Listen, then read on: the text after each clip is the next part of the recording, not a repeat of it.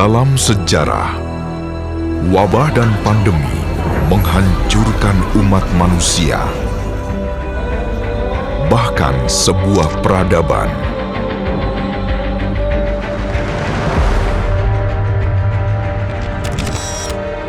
Siapa yang dapat membayangkan pandemi 100 tahun lalu terjadi lagi pada abad ini?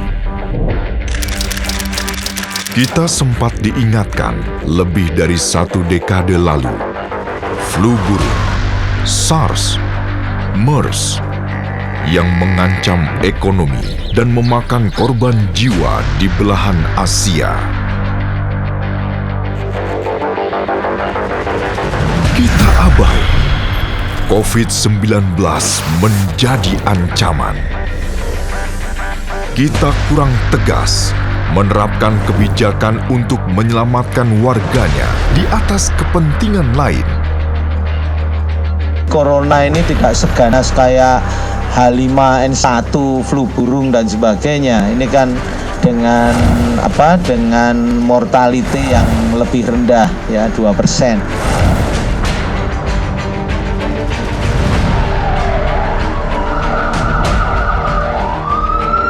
Angka kematian akibat COVID-19 di Indonesia menjadi yang tertinggi se-Asia Tenggara.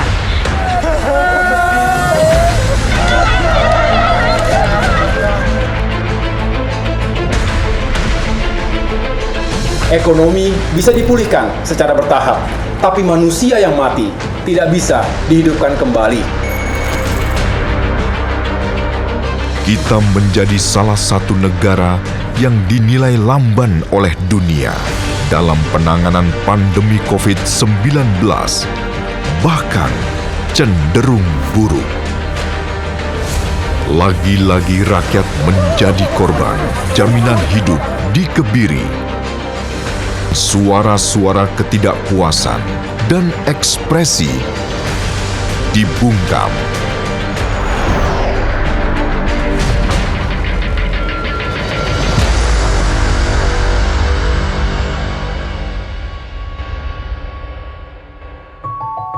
Ketepatan sebuah visi dan misi haruslah dibekali dengan pengetahuan dan pemahaman akan akar dari sebuah tantangan.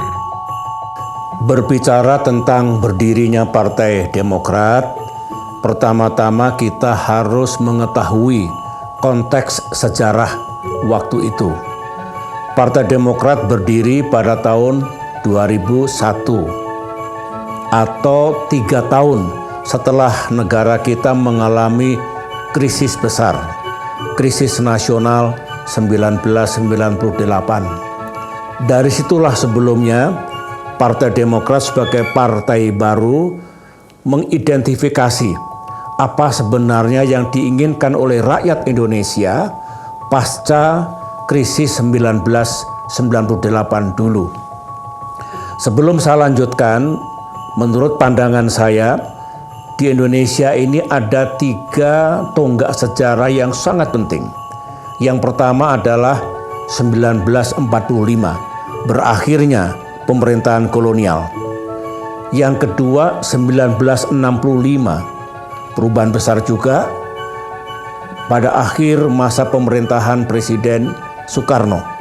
Dan kemudian 1998, akhir masa pemerintahan Presiden Soeharto. Apa yang hendak saya sampaikan, dari masing-masing tonggak sejarah itu, pasca krisis itu, bangsa kita melakukan koreksi total dan perubahan besar. Hal-hal yang tidak disukai oleh rakyat kita di era kolonial tentu harus kita hilangkan dan tidak kita lakukan di era kemerdekaan. Demikian juga 1965, demikian juga 1998. Saya mengkaji dan mempelajari dengan seksama waktu itu apa yang sungguh dikehendaki oleh rakyat Indonesia. Saya simpulkan ada 4 sebenarnya. Pertama, rakyat kita itu menginginkan keadilan yang sejati, termasuk keadilan dalam penegakan hukum dan juga keadilan sosial, justice. Yang kedua, rakyat kita juga menginginkan hidupnya makin baik, kesejahteraannya makin baik, prosperity. Ekonomi tumbuh, tapi penghasilan mereka, kesejahteraan mereka juga tumbuh. Kembali ke keadilan sosial atau social justice. Yang ketiga, rakyat kita ingin negaranya aman dan damai, rukun. Ingat, setelah 1998, 3 tahun berturut-turut, negara kita mengalami instabilitas. Keamanan di sana-sini robek. Banyak sekali disorder. Oleh karena itu, ke depan tentu mereka menginginkan Indonesianya benar-benar makin aman, makin damai, dan rakyatnya rukun serta bersatu. Dan yang terakhir, rakyat kita sungguh menginginkan demokrasinya tegak. Demokrasi yang dimaksud adalah bukan hanya soal kebebasan dan hak-hak asasi manusia, tapi juga kembali kepada supremasi hukum atau the rule of law, konstitusionalisme, pemilihan umum yang jujur dan adil, kemudian checks and balances antar lembaga-lembaga negara, termasuk checks and balances antara negara dengan rakyat, dan banyak sekali nilai-nilai universal demokrasi. Itu yang diinginkan rakyat. Tentunya yang saya pahami adalah demokrasi yang klop untuk Indonesia, demokrasi yang tertib dan berkeadaban, bukan demokrasi liberal parlementer dulu yang mengakibatkan negara kita gonjang-ganjing terus, juga bukan demokrasi terpimpin jilid 1 dan jilid 2, tapi benar-benar demokrasi. Itulah yang saya pahami dulu. Oleh karena itu, sebagai penggagas berdirinya Partai Demokrat, saya tuangkan juga dalam manifesto politik pada tahun itu, maka keempat hal itulah akhirnya menjadi platform perjuangan Partai Demokrat ke depan, menjadi visi dan misi besar Partai Demokrat untuk negeri tercinta ini. Nah, kalau ditanya lantas jati diri, garis ideologi, ataupun platformnya seperti apa, ya kembali kepada yang tadi itu. Kami tentu menganut azas Pancasila. Karena bagi Demokrat, Pancasila lah yang terbaik untuk bangsa kita. Yang kedua, kami menganut garis ideologi nasionalis religius. Nasionalis dalam arti partai kebangsaan. Tetapi nasionalisme yang kami maksud, kebangsaan yang kami maksud bukanlah yang tidak mengadopsi nilai-nilai agama yang luhur. Dan kami tidak ingin ada dikotomi, pertentangan antara nasionalis dengan agama. Oleh karena itulah kami pilih istilah nasionalis religius, dan itu kami tuangkan dalam manifesto politik pada tahun 2001. Platformnya ya 4 hal itu yang harus kita capai ke depan. Dan pada ADART tahun 2020 kemarin, dari 4 isu besar itu kami tambahkan lagi 1, yaitu pelestarian lingkungan. Jadi lengkap sudah, yang pertama justice, yang kedua prosperity, yang ketiga peace, yang keempat democracy, yang kelima environmental protections. Itulah yang hendak saya sampaikan. Dan ingat, setiap tonggak sejarah selalu ada transformasi dan reformasi. Demikian juga 1998.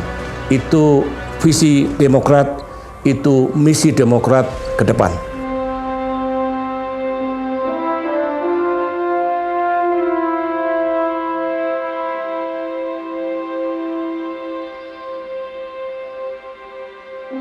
Sejarah menjadi guru terbaik ketika kita mampu mengurai setiap nilai yang terkandung bersamanya. Ya, kita pernah diuji oleh sejarah. Pasang surut kehidupan partai kita, ups and down. Dan itu menurut saya justru cara Tuhan, cara Allah untuk menguji dan mempersiapkan Partai Demokrat untuk makin menjadi partai yang kuat, kokoh, dan tangguh. Nah, disitulah sebetulnya kalau kita kembali melakukan kilas balik, flashback, termasuk krisis besar pada tahun 2013 dulu, kita akhirnya alhamdulillah bisa melewati krisis itu karena ada sejumlah faktor yang kita miliki. Kalau kita bicara pelajaran apa yang dipetik, ya di situ faktornya. Faktor pertama adalah para pemimpinnya di samping cakap, tidak gamang, kemudian memiliki determinasi yang tinggi untuk mengatasi krisis itu. Kalau sedang berada di bawah, harus seperti apa partai kita. Jadi faktor kepemimpinan, leadership. Yang kedua juga faktor para kader. Kadernya kalau semuanya setia, ikut membantu mengatasi masalah, istilah saya menjadi bagian dari solusi dan bukan bagian dari masalah, maka paduan antara pemimpin dengan pengurus serta kader akan membuat semua yang dilakukan untuk mengatasi krisis itu menjadi berhasil. Itu yang paling penting kalau kita bicara what lesson to be learned. Nah, krisis atau kalau kita sedang berada di bawah dalam siklus kehidupan partai kita, itu juga yang paling baik untuk menguji kesetiaan para kader. Apakah dia pergi begitu saja, pindah partai barangkali, lompat pagar, yang nyata-nyata bukan kepribadian, bukan integritas kader Partai Demokrat yang kita harapkan. Ketika ada masalah besar, bersatu, bekerja bersama-sama. In crucial things, unity. Bagaimana mengubah dari krisis menjadi peluang, from crisis to opportunity. Itulah yang dapat kita petik dari perjalanan Partai Demokrat sejak 2001 hingga 2021 ini, meskipun kita berdoa kepada Yang Maha Kuasa Allah Subhanahu wa Ta'ala, Tuhan yang Maha Kuasa, jangan lagi ada krisis-krisis besar, tetapi kita harus siap menghadapi apapun, karena begitulah kehidupan sebuah partai politik.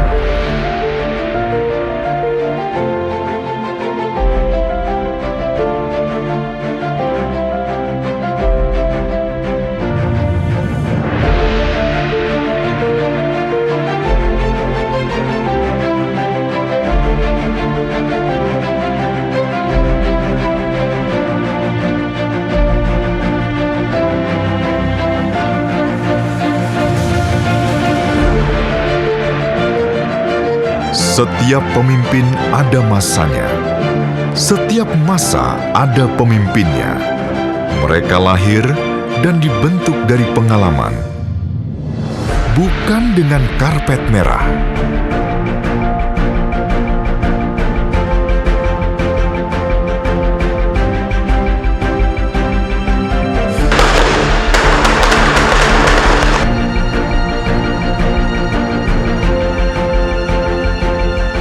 Saya bergabung dengan Partai Demokrat pada tahun 2016, memenuhi permintaan dari sejumlah partai politik, mewakili berbagai kalangan masyarakat sebagai calon gubernur DKI Jakarta. Saya anggap ini sebagai panggilan tugas untuk mengabdi kepada bangsa dan negara secara lebih luas. Saya mengatakan bahwa saya siap untuk melakukan pengabdian yang lain, yaitu di dunia politik dan pemerintahan. Sejatinya, sebenarnya dari TNI pula lah saya belajar dan memiliki prinsip bahwa mengabdi untuk masyarakat, negara dan bangsa tidak mengenal batas waktu dan juga tidak mengenal wilayah penugasan.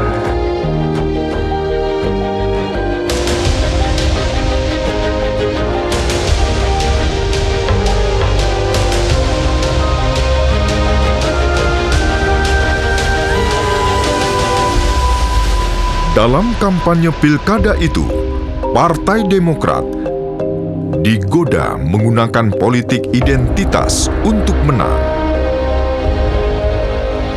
Tapi kita tidak ingin mengkhianati rakyat. DNA Partai Demokrat adalah nasionalis religius. Selepas Pilkada DKI, tidak ada jalan kembali.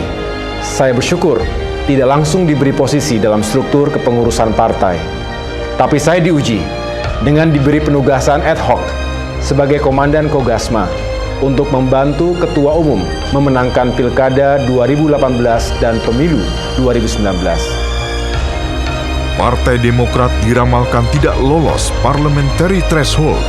Sejumlah lembaga survei memprediksi Partai Demokrat hanya akan memperoleh 3-4% suara dalam pemilu 2019.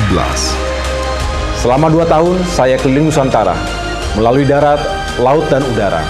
Bertemu dengan para kader serta masyarakat luas, mengkampanyekan visi dan misi perjuangan Partai Demokrat.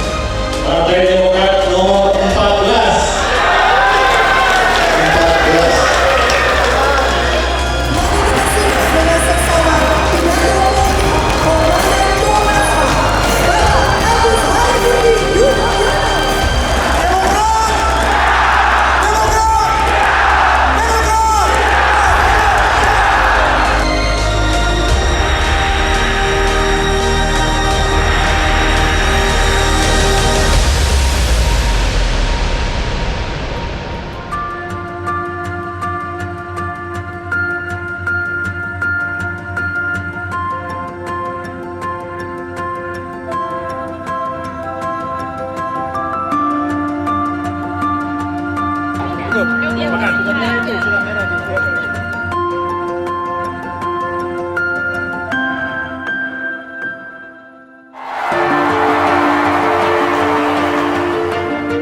Secara internal, kita juga serius membangun kualitas sumber daya manusia.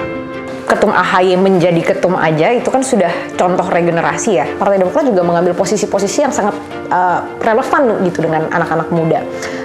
Contohnya misalnya stand Partai Demokrat di RUU Cipta Kerja kemarin, itu kan RUU yang anak muda sangat perhatikan gitu ya. Mas AHY selalu menaruh kepercayaan kepada anak buahnya, kepada para stafnya, dan juga memberikan kesempatan bagi orang-orang di sekitarnya untuk berkembang.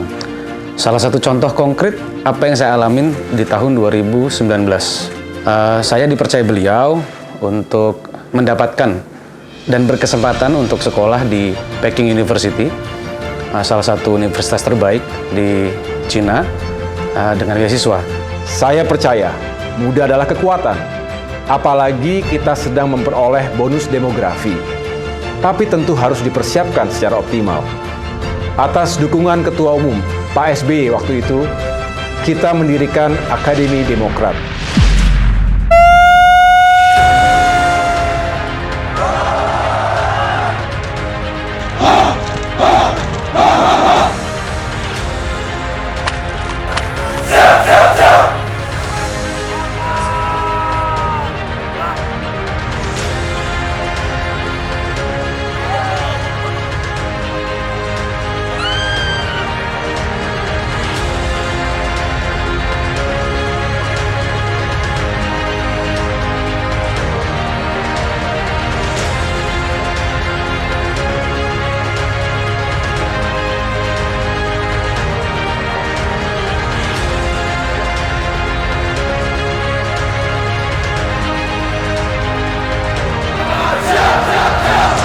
Untuk membina, mempersiapkan anak-anak muda menjadi generasi penerus Partai Demokrat, sekaligus menjadi mesin kampanye pemilu. Menjelang pemilu 2019, ketika para kader utama Partai Demokrat fokus untuk memenangkan daerah pemilihan masing-masing, terbuka ruang bagi AHY untuk maju sebagai calon legislatif. Saya sengaja memilih tidak maju sebagai calon legislatif DPR RI. Saya berpikir harus ada yang membantu Ketua Umum mengorkestrasi kampanye pemenangan pemilu secara nasional. Apalagi kemudian ternyata Pak SBY berhalangan untuk berkampanye, untuk bisa menemani Ibu Ani yang dirawat secara intensif di Singapura. Ketua Umum Pak SBY akhirnya memerintahkan kepada saya untuk memimpin kampanye nasional. Dalam menjalankan tugas ini, saya didampingi oleh sejumlah senior partai. Maijen TNI Purnawirawan Nahrawi Ramli memimpin pemenangan di wilayah Barat. Sedangkan mantan Gubernur Jawa Timur, Pak Dekarwo, memimpin pemenangan di wilayah Timur Indonesia. Saya tekankan kembali, jangan pernah lelah mencintai Indonesia. Demokrat adalah rumah bagi pencinta demokrasi. Demokrat yakin Indonesia untuk semua.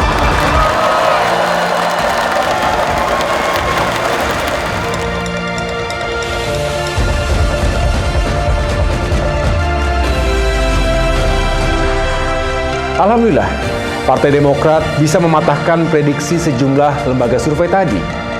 Bahkan, memperoleh suara 2 kali lipat dari yang diramalkan. Keberhasilan bersama ini membuat AHY diberi amanah untuk duduk dalam struktur kepengurusan sebagai Wakil Ketua Umum.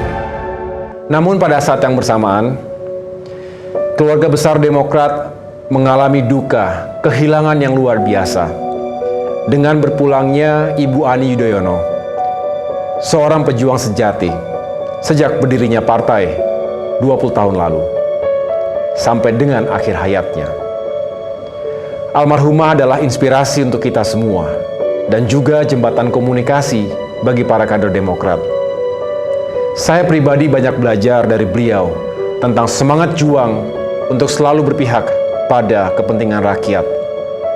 Bagi kita, Ibu Ani adalah the true spirit of Demokrat. Setiap dari kita akan berpulang, menyatu dengan tanah. Saat itu datang, nilai-nilai yang ditinggalkan manusia sepanjang hidupnya lah yang akan mengharumkan pengistirahatannya yang terakhir. Selamat jalan, Memo. We love you, and we will forever miss you.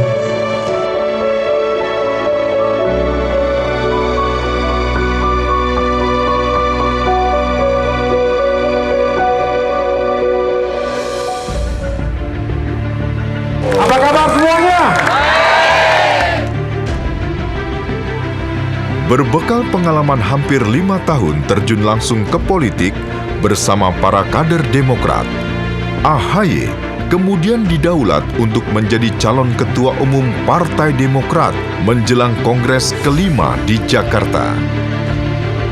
Saya merasa terhormat, tapi saya pikir untuk meyakinkan diri sendiri, saya harus bertemu langsung dengan para pemilik suara di seluruh Nusantara. Dalam waktu 60 hari, saya berkeliling ke 34 provinsi, menemui setiap ketua DPD, serta hampir 514 ketua DPC. Alhamdulillah, mereka sepemikiran dan satu visi untuk memajukan Partai Demokrat.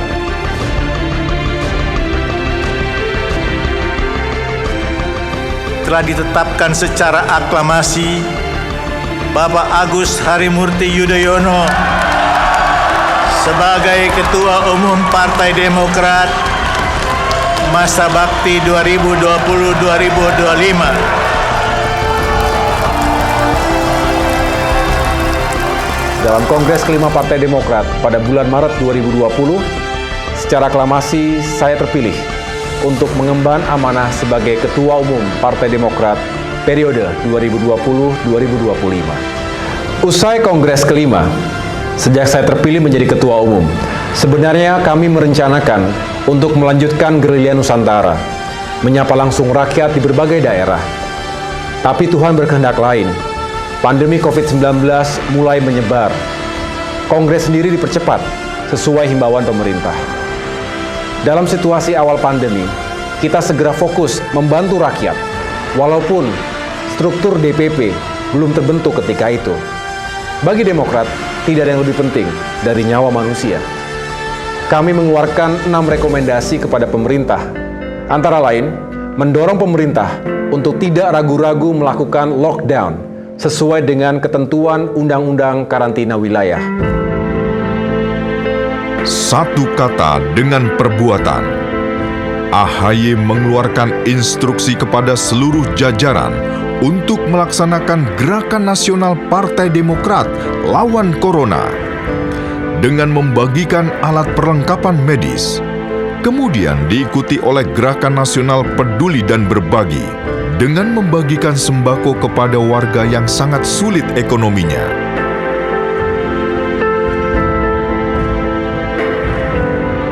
Alhamdulillah, dalam waktu kurang dari 3 bulan, kita bisa menyalurkan bantuan hasil swadaya kader lebih dari 250 miliar rupiah bagi saudara-saudara kita, masyarakat Indonesia yang sangat membutuhkannya. Ini dilanjutkan dengan gerakan nasional membina dan membantu UMKM yang paling terpukul akibat pandemi.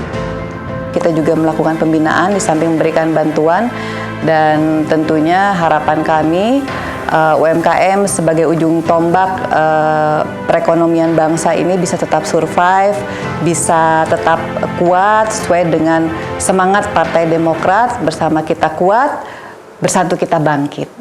Selain itu, untuk membantu para pelajar yang kesulitan mengikuti pendidikan jarak jauh, kita melakukan gerakan nasional Wi-Fi gratis.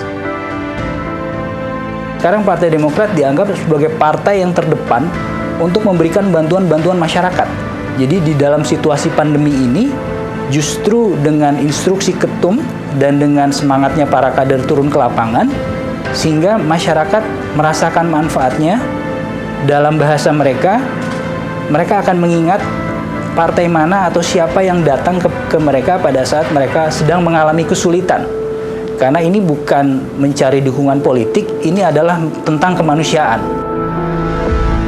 Dalam rangka membangun komunikasi dan sinergi yang baik dengan berbagai elemen bangsa, Partai Demokrat di bawah kepemimpinan AHY bergerak melakukan silaturahmi 360 derajat. Di tingkat pusat, AHY menyambangi ketua umum partai politik lain.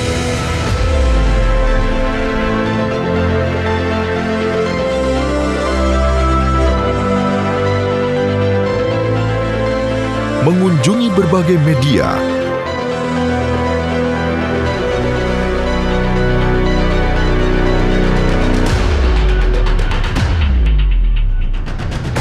organisasi-organisasi massa, serta organisasi keagamaan.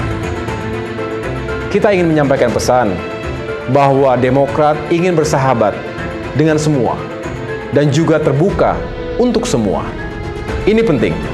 Terlebih, solidaritas antar sesama anak bangsa merupakan kunci bagi daya tahan bangsa menghadapi krisis dewasa ini. Kita juga terus memperjuangkan harapan rakyat di parlemen. Prinsipnya, kita mendukung semua upaya menanggulangi COVID-19 dan memulihkan ekonomi nasional. Karena itu, kami menyetujui pengesahan Undang-Undang Nomor 2 Tahun 2020 untuk mempercepat penanganan COVID-19 dan pemulihan ekonomi, dengan catatan untuk sama-sama kita kawal dan sukseskan implementasinya. Partai Demokrat ingin pemerintah fokus mengatasi krisis ganda yang berkepanjangan. Partai Demokrat tegas menolak semua rancangan undang-undang yang tidak relevan. Di antaranya, rancangan undang-undang haluan ideologi Pancasila yang hendak mereduksi nilai-nilai Pancasila itu sendiri. Kita juga menolak rancangan undang-undang Omnibus Law Cipta Kerja yang sebenarnya juga ditolak oleh sebagian besar kaum buruh, profesional, dan anak-anak muda karena dirasa kurang adil. Meski akhirnya kita kalah suara dan memutuskan untuk walkout. Sejalan dengan itu, kita juga berusaha memenangkan pilkada di lebih dari 250 daerah. Ini pilkada pertama dalam suasana pandemi. Tidak mudah memenangkan suara rakyat di tengah-tengah pembatasan sosial berskala besar. AHY dan pengurus DPP Partai Demokrat juga ikut terjun berkampanye, tentunya dengan protokol kesehatan yang ketat. AHY keliling di wilayah Sumatera, Kalimantan, Sulawesi, dan tentunya wilayah Jawa. Alhamdulillah, Demokrat berhasil melampaui target pilkada. Ini bukti bahwa rakyat menaruh harapan besar kepada Partai Demokrat. Di awal tahun 2021, pada saat Demokrat sedang bekerja keras membantu rakyat, muncul gangguan serius. Semula kami mengira ini bagian dari dinamika yang biasa terjadi dalam organisasi partai politik. Namun rupanya ada tangan-tangan kekuasaan yang ingin mengganggu kedaulatan Partai Demokrat. Saya menerima laporan melalui pesan singkat langsung dari salah satu ketua DPC yang mengaku dijebak untuk bertemu dengan KSP Muldoko, membicarakan rencana gerakan pengambil alihan kepemimpinan Partai Demokrat atau disebut GPKPD secara inkonstitusional. Kami langsung bergerak cepat. Intinya, Ketum menyampaikan kepada saya, Mas, ini saya menerima WA dari Ketua DPC Balangan. Dia menginformasikan bahwasannya dia sedang berada di Jakarta dan sedang di-approach atau didekati oleh kelompok yang menyarankan KLB atau yang selanjutnya kita sebut sebagai kelompok GPKPD tersebut. Tanpa pikir panjang, Ketum langsung memerintahkan segera dalami, laksanakan investigasi. Setelah berkonsultasi dengan Majelis Tinggi Partai, kami memutuskan untuk berkirim surat kepada Presiden Joko Widodo karena KSP Muldoko mengklaim telah mendapat restu untuk melakukan kudeta tersebut. Kami tentu tidak percaya, karena itu kami memohon klarifikasi. Saya akan menyampaikan penjelasan tentang gerakan politik yang bertujuan mengambil alih kekuasaan pimpinan Partai Demokrat secara inkonstitusional melibatkan pihak luar atau eksternal partai. Seorang pejabat tinggi pemerintahan yang sekali lagi sedang kami mintakan konfirmasi dan klarifikasinya kepada Presiden Joko Widodo.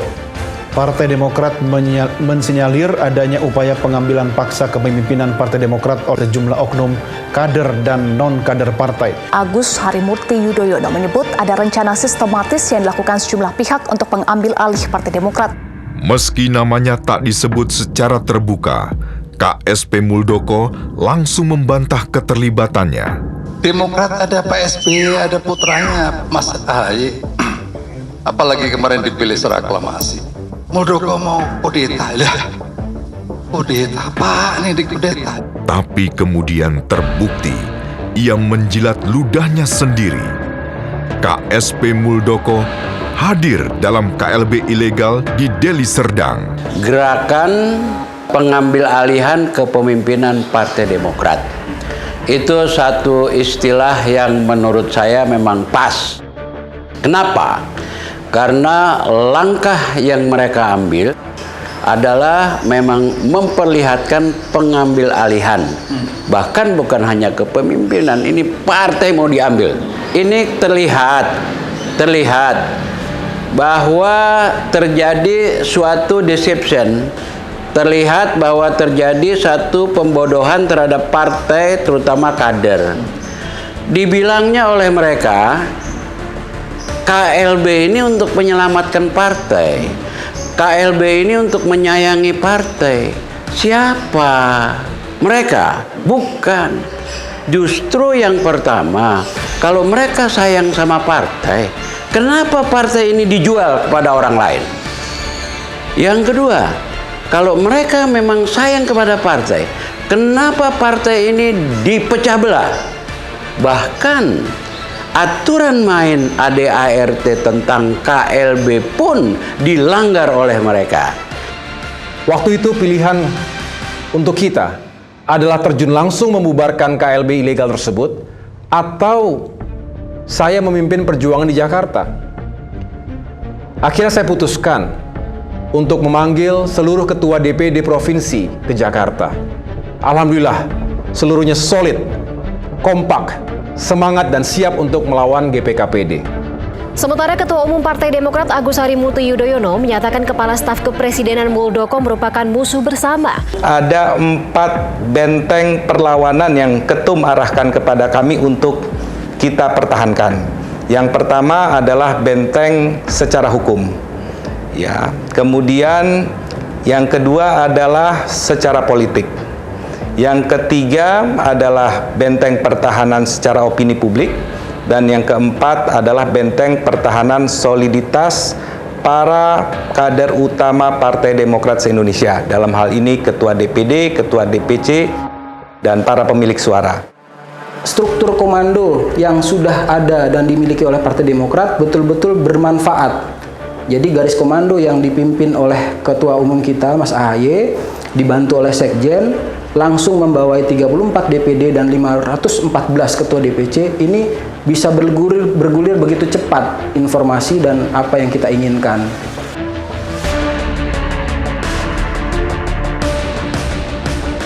Kami bersama 34 Ketua DPD mengunjungi Kemenkumham dan KPU untuk menyerahkan bukti-bukti yuridis kami. Setelah itu kami bersilaturahim dengan Menko Polhukam untuk menjelaskan situasi sebenarnya.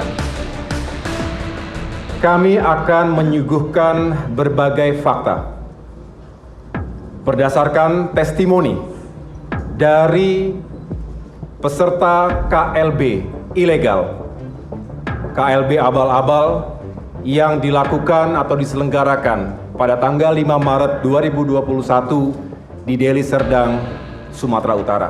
Jika saya duduk melihat di sekitar kiri kanan orang ini saya nggak kenal. 412 peserta yang ikut dalam kongres ini suara hantu. Dari bukti-bukti lapangan bisa kita simpulkan tidak ada pemilik suara yang sah hadir di Deli Serdang. Hanya segelintir kader yang hadir. Banyak juga yang mantan kader. Itu pun sebagian kembali lagi ke Partai Demokrat karena merasa dijebak atau terjebak oleh kelompok GPK-PD tersebut. Bagaimanapun saya bangga, kita semua bangga atas keberanian dan kejujuran. Artinya, Bung Gerald, Bung Rahman masih punya hati.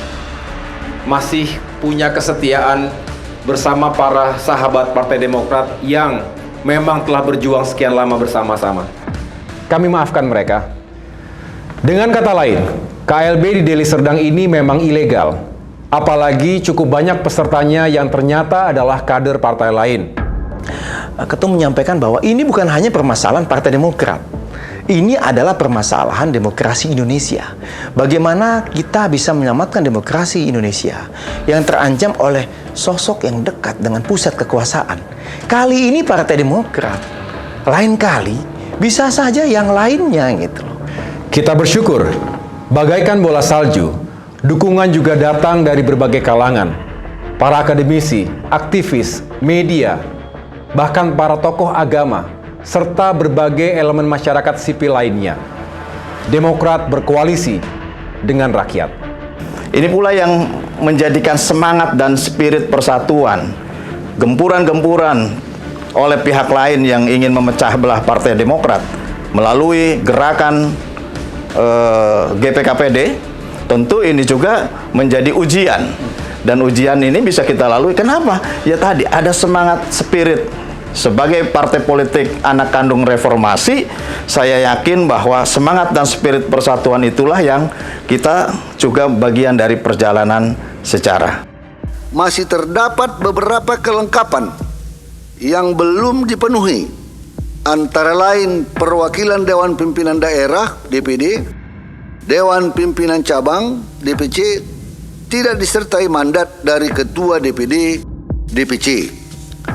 Dengan demikian, pemerintah menyatakan bahwa permohonan pengesahan hasil Kongres Luar Biasa di Deli Serdang, Sumatera Utara tanggal 5 Maret 2021 ditolak.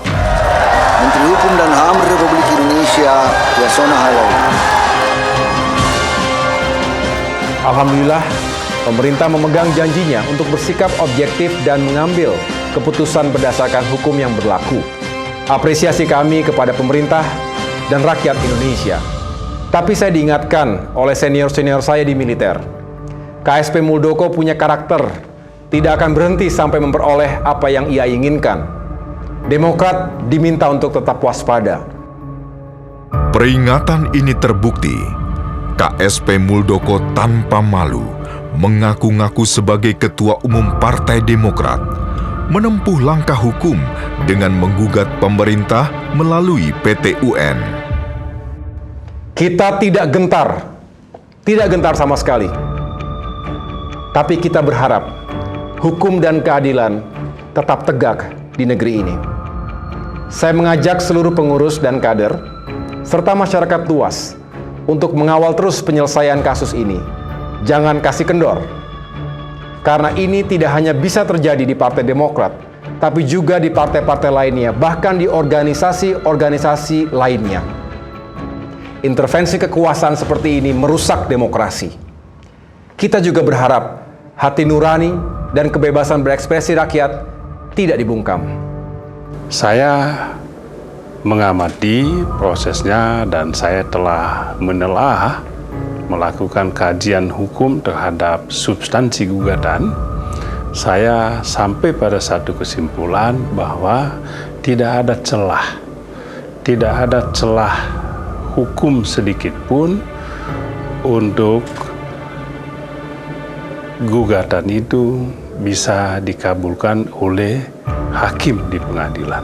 Saya menghimbau semua kader untuk tetap yakin, dan sebagai politisi dan juga sebagai ahli hukum, dan saya di DPR selama ini boleh dibilang 20 tahun menekuni bidang hukum dan mitra dengan aparat penegak hukum, saya sangat yakin hakim di pengadilan akan memberikan keadilan yang sebenar-benarnya untuk Partai Demokrat.